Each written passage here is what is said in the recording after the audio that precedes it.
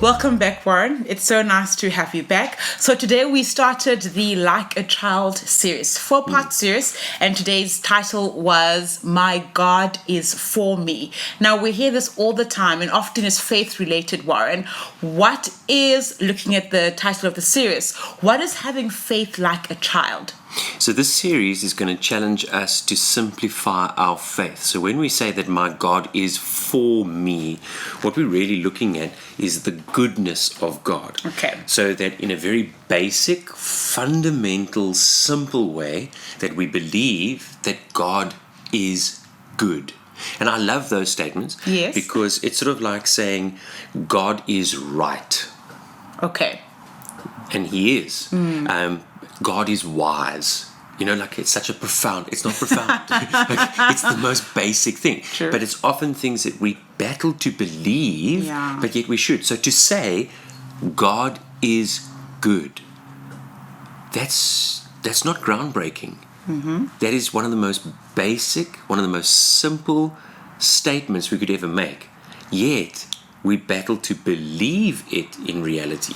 And Warren, I love that you say it's so easy for us to say God is so wise. God's timing is always perfect. You know what? Have faith in the Lord, etc., etc. But why is it so difficult for us to have the faith that a child has? I think there are two things. So the one is we like to complicate life. Okay. So when life happens and we start bringing our own intellect and our own thoughts and our own ideas, and in all of that, the emphasis is on own. It's mine.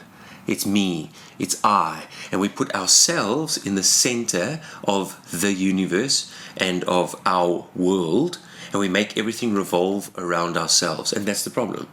And then stuff is complicated. But it's not complicated when you take yourself out of that position and you then say, okay, but what's the alternative here? The alternative is that God is wrong, that God is bad, that God does not want what is best for me, and those are not options because then He's not God.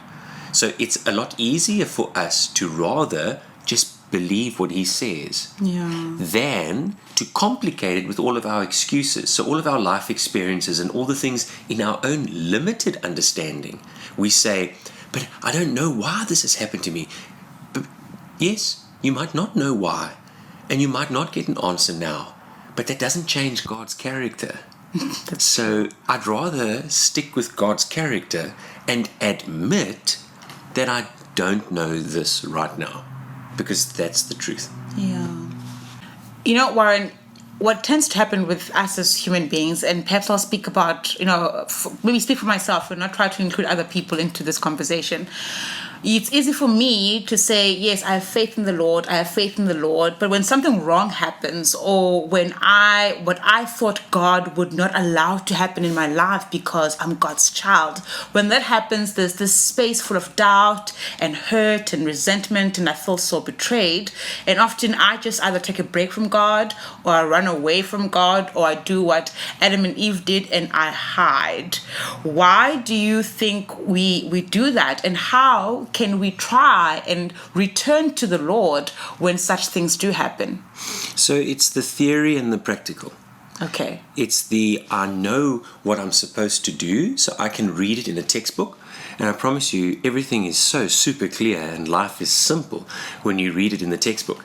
If this is how things are supposed to happen, and then you go and live it, and then it's not that simple anymore. Yeah. And it's exactly the same with our faith.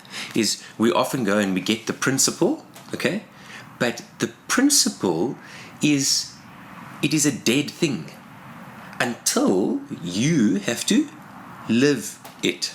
So I can tell you to walk across this plank from this side to that side, and you can see 50 other people do it. You're like, oh, but that's easy. Look, they all did it, until you go stand there. Now all of a sudden it's not that easy. It's difficult. Because you are now living it. So it's fine to say that God is good, okay? But when something bad happens to you that you cannot understand, then do you believe that God is still good?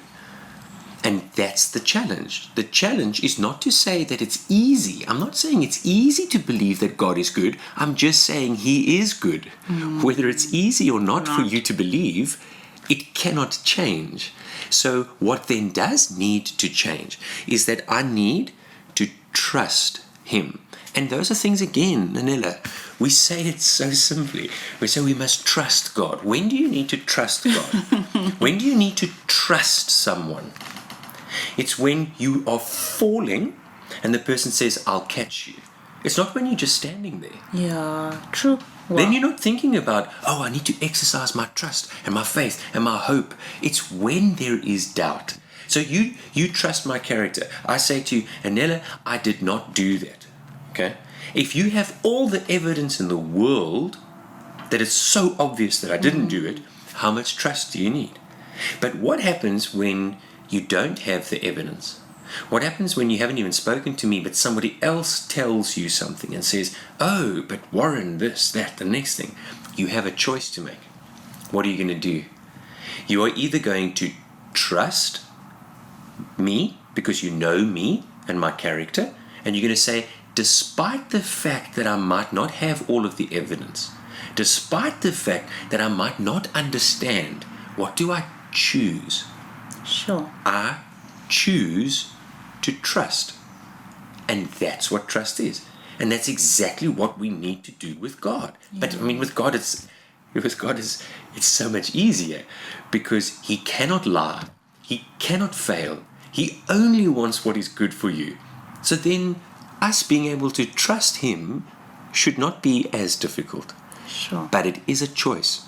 Instead of me choosing to give life and power to all of the doubts and the fears and the insecurities and the lies and to spend my time there, I rather choose to trust that God is good, even when I might not see it. Amazing, Warren. And to conclude, why is it so important for us to know and to understand and to believe that God is for us? Because it's true. True. But that's, I will elaborate. Elaborate. But honestly, that is the answer. Why must we? Because it's true. But here's the other part that's so beautiful. The security that it brings and the confidence that it brings to be able to face difficulties, especially when we don't understand. So when I trust, I have that simple childlike faith to say, do you know what? I'm going to believe it. I believe that God is for me because I believe that God is good. And whatever else might come, that's what I believe. And I promise you, God will never fail you. So when you put your faith and your trust in Him, you will never be disappointed. Ever. And that's His promise. So ultimately, things will work out in ways that you could never imagine. And the more you trust Him, the more He works on your character, the more He allows those things to develop. So it's the security that it brings, the confidence that it brings, the stability that it brings. Those are the benefits of trust. Those are the benefits of having faith like a child.